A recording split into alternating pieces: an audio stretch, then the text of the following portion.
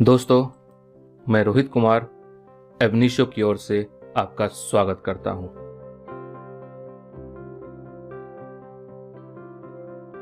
Industrial law के video series में आप लोगों का स्वागत है। आज हम लोग इसके first topic that is dispute under the industrial dispute act 1947 के बारे में चर्चा करेंगे और खास करके इसमें बात की जाएगी सेक्शन 3 से लेकर के सेक्शन 15 के बारे में। बिकॉज सेक्शन 3 से पहले सेक्शन 2 में कुछ बेसिक डेफिनेशंस दिया हुआ है और इसके बारे में ऑलरेडी वीडियोस बनाया जा चुका है, जिसे कि आप लेबर लॉ के प्लेलिस्ट में जाकर के देख सकते हैं इंडस्ट्रियल डिस्प्यूट एक्ट पार्ट 1 में, और वहां आपको इसके बेसिक डेफिनेशन के बारे में फुल लेंथ में जानकारी मिल जाएगी। अब इस पर्टिकुलर टॉपिक में हम लोग देखेंगे एक डिस्प्यूट अगर किसी भी इंडस्ट्री में हो रहा है, उस डिस्प्यूट को सेटल करने के लिए आखिर हमारे पास क्या क्या मैकेनिज्म है, प्लस आखिर हमारे पास कौन कौन सी अथॉरिटीज है जो उन डिस्प्यूट्स को देख सकती है और उसे रिजॉल्व कर सकती है। अथॉरिटीज़ के एस्टेब्लिशमेंट के बारे में हम लोग देखेंगे तो सबसे पहले पाएंगे कि सेक्शन 3 में बात की जाती है वर्क्स कमेटी के बारे में। उसके बाद सेक्शन 4 में बात की जाती है कंसलेशन ऑफिसर्स के बारे में। सेक्शन 5 में बात की जाती है बोर्ड ऑफ कंसलेशंस के बारे में। सेक्शन 6 में बात की जाती है कोर्ट ऑफ इंक्वायरी के बारे में। सेक्शन 7 में बात की जाती है लेबर कोर्ट के बारे में। सेक्शन 7A इसमें बात की जाती है ट्राइब्यूनल्स के बारे में, जबकि सेक्शन 7B में बात की जाती है नेशनल ट्राइब्यूनल्स के बारे में बात की जाती है। सेक्शन C में डिस्क्वालिफिकेशन और सेक्शन 8 में क्वालिफिकेशंस के बारे में बात की जाती है, जबकि सेक्शन 8 में बात की जाती है यदि कोई वैकेंसी होती है तो उसके फिलिंग के बारे में क्या प्रोसीजर है, और सेक्शन 9 में बात की जाती है finality of order constituting boards ETC। Section 10 में हम लोग देखेंगे बात की जाएगी यदि कोई भी इंडस्ट्रियल डिस्प्यूट होगा तो उसे रेफर किया जाएगा एक बॉडी को, उस रेफरेंस के बारे में बात की जाती है। जबकि सेक्शन 11 में आप देखेंगे प्रोसीजर एंड पावर के बारे में बात की जाएगी इन सारी बॉडीज के बारे में, like consolation officer, board, court and tribunals के बारे में। जबकि सेक्शन 11A में बात की जाती है यदि किसी वर्कमैन को डिस्चार्ज कर दिया जाता है, डिसमिसल कर दिया जाता है, तो उस कंडीशन में एक लेबर कोर्ट, ट्राइब्यूनल और नेशनल ट्राइब्यूनल के पास क्या पावर होती है, इसके बारे में बात होती है। सेक्शन 12 से लेकर सेक्शन 15 तक में आप देखेंगे ड्यूटीज के बारे में बात होगी, जिसमें सेक्शन 12 में बात होती है ड्यूटीज ऑफ कंसलेशन ऑफिसर, उनकी क्या ड्यूटी होती है। ड्यूटीज ऑफ बोर्ड के बारे में बात की जाती है सेक्शन 13 में। 14 में ड्यूटीज ऑफ कोर्ट के बारे में बात की जाती है, और सेक्शन 15 में duties of labour court, tribunals and national tribunals, जो कि आप देख रहे हैं सेक्शन 7 बनाया गया है, उनकी क्या ड्यूटीज होती है, इसके बारे में बात की जाती है। इसके अलावा हम लोग बात करेंगे केस लॉ के बारे में, that is Bharat bank limited versus employees, और यह केस 1950 का है। आइए अब हम लोग बात करते हैं उन अथॉरिटीज़ के बारे में जो कि इस एक्ट के अंतर्गत एस्टेब्लिश किया जाता है। बट सबसे पहली बात यह है कि इन सारे अथॉरिटीज़ का एस्टेब्लिशमेंट क्यों किया जाता है, जबकि अगर हमारे पास देखा जाए तो ऑलरेडी ट्रेडिशनल कोर्ट मेथड है, उसके बावजूद आखिर इन अथॉरिटी को एस्टेब्लिश करने का रीज़न क्या है। तो इसके पीछे मेन रीज़न यह है कि यदि देखा जाए तो जो कोर्ट है उनका प्रोसीजर बहुत लंबा होता है, ऑलरेडी बहुत सारा पेंडिंग केसेस वहाँ पड़ा होता है। लंबे टाइम तक अगर इंडस्ट्रियल डिस्प्यूट का केस अगर चलेगा तो इंडस्ट्री में अनरेस्ट का माहौल रहेगा, और जब इंडस्ट्री में अनरेस्ट का माहौल रहेगा उस कंडीशन में आपके देश की इकोनॉमी पे इसका बैडली इफेक्ट पड़ेगा। इसी कारण जरूरी है कि एक ऐसे मैकेनिज्म और एक ऐसे अथॉरिटी को एस्टेब्लिश किया जाए जो कि आउट ऑफ द कोर्ट इस मामले को देख सके और डिस्प्यूट को रिजॉल्व कर सके। और इसी कारण जो जनरली इसमें मैकेनिज्म यूज किया जाता है दैट इज ADR, जिसका मतलब होता है अल्टरनेटिव डिस्प्यूट रिजोल्यूशन। तो इसी कारण इनका जो मेन ऑब्जेक्टिव है that is keep out the education of municipal courts, जो भी म्युनिसिपल कोर्ट का प्रोसीजर है उसके बाहर इस प्रोसीजर को एस्टेब्लिश किया जाता है ताकि एमिकेबली इस मामले को सेटल किया जा सके, टाइमली और कॉस्ट इफेक्टिवली इसका रिजोल्यूशन सामने आ सके। इस अथॉरिटी को एस्टेब्लिश करने का इसी कारण मेन 2 ऑब्जेक्टिव है। First, investigation of industrial dispute and second, settlement of industrial dispute. अब अगर इस सेटलमेंट के बारे में बात की जाए तो 3 मेथड से इस मैटर को सेटल किया जाता है। फर्स्ट आपका आता है कंसिलेशन मेथड, सेकेंड होता है एजुकेशन एंड थर्ड होता है आर्बिट्रेशन। अब अगर कंसिलेशन मेथड को देखा जाए तो एक्ट में 3 अथॉरिटीज के बारे में चर्चा की गई है। फर्स्ट इज वर्किंग कमेटी, जो कि दिया हुआ है सेक्शन 3 में। सेकेंड इज कंसलेशन ऑफिसर्स, जो कि दिया हुआ है सेक्शन 4 में। इसके पावर्स के बारे में दिया हुआ है सेक्शन 11 में, जबकि इसकी ड्यूटीज के बारे में बात की गई है सेक्शन 12 में। And third one is board of conciliation, जिसके एस्टेब्लिशमेंट के बारे में बात की गई सेक्शन 5 में, इसके पावर्स के बारे में बात की गई है सेक्शन 11 में, और इसके ड्यूटीज के बारे में बात की गई है सेक्शन 13 में। इन कंसिलेशन अथॉरिटीज के अलावा आप देखेंगे इस पर्टिकुलर एक्ट में सेक्शन 6 के अंतर्गत कोर्ट ऑफ इंक्वायरी के बारे में बात की गई है। कोर्ट ऑफ इंक्वायरी का मेन फंक्शन होता है कि इंडस्ट्रियल डिस्प्यूट से रिलेटेड कोई भी अगर मैटर होता है उसके बारे में इंक्वायरी करना। तो इस प्रकार से हम लोग देख सकते हैं इन तीनों अथॉरिटी में कंसिलेशन का यूज होता है। जबकि अगर देखा जाए सेटलमेंट का जो सेकंड मेथड है दैट इज एजुकेशन, इसके अंतर्गत लेबर कोड का एस्टेब्लिशमेंट के बारे में बात की जाती है which is given under section 7। इसके पार के बारे में बात की गई सेक्शन 11 में। सेक्शन 11A में अगर किसी भी वर्कमैन को डिस्चार्ज कर दिया जाता है उसके ड्यूटी से तो उस कंडीशन में स्पेशल पावर दिया गया है लेबर कोड को, उसके बारे में बात की गई है। सेकेंड बॉडी जो एजुकेशन को देखती है दैट इज ट्राइब्यूनल, और इसके एस्टेब्लिशमेंट के बारे में बात की गई है सेक्शन 7A में। सेक्शन 11 में इसके पार के बारे में बात की गई है। 11A में स्पेशल केसेस के बारे में बात की गई है, जहां पर कि वर्कमैन को अगर डिस्चार्ज कर दिया जाता है ड्यूटी से तो उसको लेकर के इंटरिम ऑर्डर क्या पास कर सकती है ट्राइब्यूनल, उस चीज़ के बारे में बात की गई है। सेक्शन 7B में नेशनल ट्राइब्यूनल के बारे में बात की गई है। इसके पार के बारे में सेक्शन 11 में बात की गई है और इसकी ड्यूटीज़ के बारे में सेक्शन 15 में बात की गई है। अब अगर बात की जाए थर्ड सेटलमेंट मैकेनिज्म का दैट इज आर्बिट्रेशन, इसके बारे में स्पेसिफिकली सेक्शन 10A में चर्चा की गई है। इन सारे के सारे मैकेनिज्म के बारे में हम लोग 1 बाय 1 चर्चा करेंगे with the establishment of the authorities जो कि इस तरह के डिस्प्यूट सेटलमेंट में अपना योगदान देती है।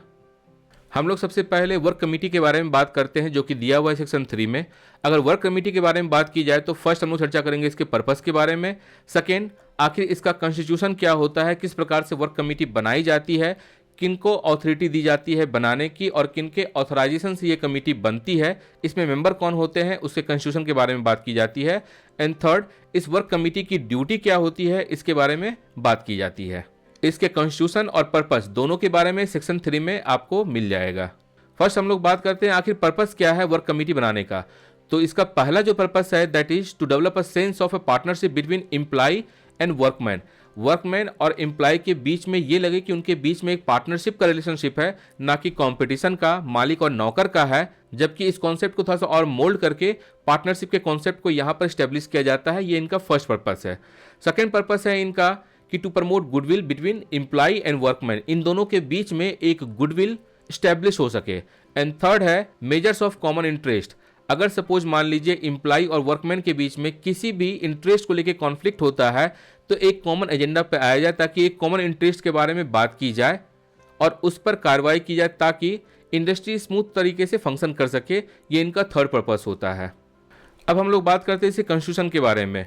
अगर कॉन्स्टिट्यूशन के बारे में अगर बात की जाए तो सबसे पहला फर्स्ट एंड फॉरमोस्ट कंडीशन यह है कि इसका एप्लीकेशन एक इंडस्ट्रियल एस्टेब्लिशमेंट में ही होता है। और इंडस्ट्रियल एस्टेब्लिशमेंट क्या होता है इसका डेफिनेशन आपको दिया हुआ है सेक्शन 2KA में, आप वहां से देख सकते हैं। सेकेंड जो कंडीशन है इसका वो यह है कि एक ऐसा इंडस्ट्रियल एस्टेब्लिशमेंट जहां पर कि number of employee that should be minimum 100 या उससे अगर ज़्यादा हो तो फिर वहां पर इस तरह की वर्क कमेटी का एस्टेब्लिशमेंट किया जा सकता है, अदरवाइज नहीं किया जा सकता है। अब बात यह आती है वर्कमैन एम्प्लॉयड और नंबर ऑफ एम्प्लॉय दोनों में डिफरेंस होता है। यहाँ बात की जा रही है वर्कमैन की, जबकि यहाँ पर कहीं भी बात नहीं की जा रही है एम्प्लॉयड की। क्योंकि अगर एम्प्लॉयड की बात की जाए तो वहाँ पर CO भी आता है, मैनेजर भी आता है, बल्कि वर्कमैन के डेफिनेशन में MD शामिल नहीं होता है। और जो ऑलरेडी आप लोगों ने देखा होगा प्रीवियस वीडियो में कि वर्कमैन के डेफिनेशन में क्या क्या शामिल होता है, अगर आपने नहीं देखा है तो आप इंडस्ट्रियल लॉ के पार्ट 1 वाले वीडियो में जाकर के देख सकते हैं। सेकेंड बात यह आती है कि जो ये 100 वर्कमैन एम्प्लॉयड जो होंगे इनके लिए एक टाइम लिमिट दिया गया है that should B preceding 12 month. इसका मतलब ये है कि जब अप्लाई किया गया है तब से लेकर के 12 मंथ्स के बीच में नंबर ऑफ एम्प्लॉयज मिनिमम 100 होने ही चाहिए। इसके बाद यह मैटर पहुंचता है अप्रोप्रिएट गवर्नमेंट का। अप्रोप्रिएट गवर्नमेंट क्या होता है इसके बारे में भी प्रीवियस वीडियो में चर्चा किया जा चुका है। अगर बात की जाए स्टेट को तो स्टेट गवर्नमेंट वहां पर होती है, अगर बात की जाए सेंट्रल की तो वहां पर सेंट्रल गवर्नमेंट अप्रोप्रिएट गवर्नमेंट होते हैं, या फिर जो भी अप्रोप्रिएट गवर्नमेंट होते हैं उसके बारे में यहाँ पर बात की जाती है। तो उनके द्वारा जनरली स्पेशल एक ऑर्डर पारित किया जाता है जिनको ये ऑर्डर दिया जाता है कि वो कंस्टिट्यूट करे वर्कमैन कमेटी का। और वर्कमैन कमेटी का जो एस्टेब्लिशमेंट करेंगे that should be prescribed rule, जो कि अप्रोप्रिएट गवर्नमेंट के द्वारा ऑलरेडी बताया जा चुका है। अब बात करते हैं कि कंपोजिशन क्या होगा वर्कमैन कमेटी का। तो इसमें दो तरह के लोग होंगे, फर्स्ट एम्प्लॉयर के रिप्रेजेंटेटिव होंगे एंड सेकेंड वर्कमैन आपको होंगे। जो एम्प्लॉयर के रिप्रेजेंटेटिव होंगे that should not be greater than representative of workman. अब सेकेंड बात आती है कि इसमें वर्कमैन कौन होंगे जो कि इस पर्टिकुलर वर्किंग कमेटी के मेंबर होंगे। तो इसमें बात की आती है जो पर्टिकुलर इंडस्ट्रियल एस्टेब्लिशमेंट है उसमें जो भी इंगेज्ड वर्कमैन है वो इसके मेंबर हो सकते हैं। And second, it should be with the consultation of trade union. इनके द्वारा जो भी रिकमेंड किया गया है वर्कमैन वो इस वर्किंग कमेटी के मेंबर होते हैं। और इन सारी चीज़ों के बारे में बात की जाती है सबसेक्शन A ऑफ सेक्शन 3 में। जबकि sub section B of section 3 इसके ड्यूटीज के बारे में बात करता है। मेनली इसमें 3 तरह की ड्यूटीज होती है वर्किंग कमेटी की। फर्स्ट आपको होता है to promote measures for securing and preserving. यहाँ जब बात करते हैं सिक्योरिंग का, इसका मतलब ये है प्रेजेंट के बारे में बात की जा रही है, जबकि अगर प्रिजर्विंग के बारे में बात की जा रही है तो यहाँ मतलब ये हो गया किसी भी तरह का फ्यूचर इस तरह का डिस्प्यूट ना हो। इस वजह से एक अमिटी और एक गुड रिलेशनशिप को स्टैब्लिश करना है between the employee and workman. ये इनका होता है फर्स्ट ड्यूटी। सेकेंड ड्यूटी इनका होता है कि अगर इस तरह का कोई भी डिस्प्यूट आता है तो उस कंडीशन में ये अपना एक कमेंट पास करेंगे and the matter should be upon the matter of the common interest and concern. और ये कॉमन इंटरेस्ट और कंसर्न एक एम्प्लॉय और वर्कमैन के बीच में जो भी है उससे रिलेटेड आपको होता है। और थर्ड होता है endeavour to compose any material difference of opinion. और ये ओपिनियन डिफरेंस आपको हो सकता है एम्प्लॉय और वर्कमैन का उनके इंटरेस्ट और कंसर्न को लेकर के। अब आइए इसे हम लोग एक बार डायरेक्ट में देखते हैं। सेक्शन 3 वर्क कमेटी, इसमें कहता है in the case of any industrial establishment, जो कि इंडस्ट्रियल एस्टेब्लिशमेंट के बारे में हम लोगों ने बात किया था सेक्शन 2 में, इन विच 100 और मोर वर्कमैन आर एम्प्लॉयड। यहाँ फिर बात की जा रही है वर्कमैन के बारे में, ना कि एम्प्लॉय के बारे में। और have been employed on any day in the preceding 12 months. इसका मतलब ये है कि अगर मान लीजिए वो पर्टिकुलर एस्टेब्लिशमेंट वहाँ जब एस्टेब्लिश हुआ है, जरूरी नहीं कि उस वक्त ही 100 वर्कमैन वहाँ होने चाहिए, बल्कि proceeding of 12 month it means 1 year में आपको ये कंप्लीट होना चाहिए 100 एम्प्लॉय का संख्या। द अप्रोप्रिएट गवर्नमेंट में बाय जनरल और special order require the employer to constitute in the prescribe manner a work committee consisting of representatives of employers, जहां पर कि आपको क्या होना चाहिए representative of employers and workman engaged in the establishment. So however that the number of representative of workmen on the committee shall not be less than the number of representative of employer। इसका मतलब जो representative आपको workman के that should not be less than the number of the employer, जिसके बारे में हम लोगों ने ऑलरेडी चर्चा किया है। The representative of the workmen shall be chosen in the prescribed manner from among the workmen engaged in establishment।